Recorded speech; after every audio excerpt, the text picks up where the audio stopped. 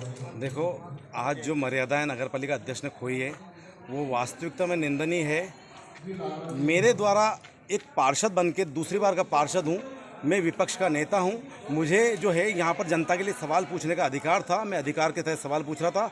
लेकिन जिस तरह से उन्होंने मेरे साथ बदतमीजी करी और उनके पार्षदों ने झूमा झटकी करी, मेरे सीने में इतना दर्द हो रहा है कि मैं पहले ही हार्ट अटैक का मरीज हूँ। और इसमें अगर कुछ भी होता है तो नगर पालिका अध्यक्ष और उनके भारतीय जनता पार्टी के जो गुंडे पार्षद है जो मेरे साथ हाथापाई कर रहे थे वो सब जिम्मेदार है। उनको जिम्मेदार माना जाए भविष्य में अगर मेरे साथ कभी भी कुछ हो जाए तो, क्योंकि आज मुझे लग रहा है कि मेरे साथ बहुत बड़ी घटना इन्होंने करी है और मुझे मानसिक रूप से भी दिक्कत है। मैं ये पूछना चाहता हूँ क्या लोकतंत्र में लोकतंत्र खत्म हो चुका है? मेरा फर्ज था कि मेरे वार्ड की जो कॉलोनी है वो गरीब वर्ग को, मध्यम वर्ग को किस हिसाब से मिलेगी, या वही भूमाफिया लोग इसमें कूद जाएंगे और जो व्यापार करने लग जाएंगे। तो मैंने बोला एक दर फिक्स किया है, उस दर के आधार पे आप लोगों को प्लाट दिए जाए। गरीब वर्ग के लोगों को मिला नहीं है। प्रधानमंत्री आवास योजना आपकी फेल हो चुकी है। ऐसे में हम चाहते थे कि एक दर निश्चित हो और जिसके पास भी भूखंड नहीं है और भूखंड नहीं होने की वजह से उनको प्लाट दिया जाए। ये पूछना मेरा दायित्व था। तो उन्होंने मुझे कहा कि तुम मूर्ख हो, तुम्हें कोई ज्ञान नहीं है और तुम अनपढ़ हो। तो ऐसी भाषा नगर पालिका अध्यक्ष पर बैठ कर उनको नहीं कहना थी। तब मैंने जाके कहा, मैडम आपको इस तरह की भाषा का उपयोग नहीं करना चाहिए। आप नगर पालिका अध्यक्ष की सीट पर बैठे हो और आप, मैं एक पार्षद हूँ जिम्मेदार, और मैं उसके अलावा विपक्ष।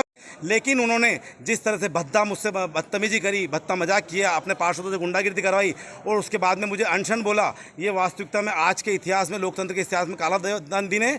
और मैडम को जिस तरह से बोलना चाहिए था वो उन्होंने नहीं करा। मैंने उनके पार्षदों से भी कहा कि नगर पालिका अध्यक्ष वो प्रथम नागरिक है और उन्हें मुझसे इस तरह की बदतमीजी नहीं करना चाहिए थी। और मैंने जब उनसे नहीं बताया जा रहा था तो सीएमओ से पूछना चाहा तो भी उन्होंने कहा कि नहीं, हम तो आगे बढ़ो। तो ऐसा झूठ क्यों? पूरा शहर जानता है कि उन्होंने किस तरह से भ्रष्टाचार करा। एक ऑडियो का जिक्र करा आपने कि नपाध्यक्ष के पति द्वारा धमकाया गया, क्या मेरे को इन लोगों ने, नगर पालिका अध्यक्ष के पति, ससुर, इनके अन्य लोगों के द्वारा कई बार गुंडागिर्दी की जा चुकी है। मुझे रास्ते में रोका जा चुका है और मुझे कई बार बोला है कि आपके द्वारा जो नगर पालिका में विपक्ष की भूमिका निभाकर और अध्यक्ष के खिलाफ बोला जा रहा है वो नहीं बोला जाए। मैंने उसी दिन उनको कहा था कि अगर कभी भी ऐसा हो तो आप मुझे जान से मार देना, लेकिन मैं जब तक पद पे हूँ मैं बना रहूंगा और मैं विपक्षी भूमिका निभाऊंगा। नगर पालिका अध्यक्ष जो है आपके द्वारा वो सत्ता का प्रभाव और सत्ता का दुराचार शुरू से कर रही है। मैंने आपके सामने कहा है कि वो इंडस्ट्री एरिया में 3 टेंडर बुलाए थे उन्होंने, 3 लोगों को जमीनी बेची जा रही थी। वो बता दे अभी किसका टेंडर आया था? मैं आपको बता सकता हूँ किसका टेंडर आया। उनके सभापति का टेंडर आया था, वो उन्होंने गुलमुल कर दिया है। ऐसे जमीनों के खेल कर रहे हैं। अगर हम ओपन करते हैं तो हमारे पार्षद को डराया जाता है। हमारे एक पार्षद को बोला गया कि तुम अगर विरोध करोगे तो तुम्हारे वार्डों में विकास नहीं किया जाएगा। उनके आनंद मंगल का सारा पानी वार्ड नंबर से उसमें 11 में जा रहा है। ऐसा हर पार्षद, यहाँ तक कि मैं तो कहता हूँ भारतीय जनता पार्टी के कई पार्षद है,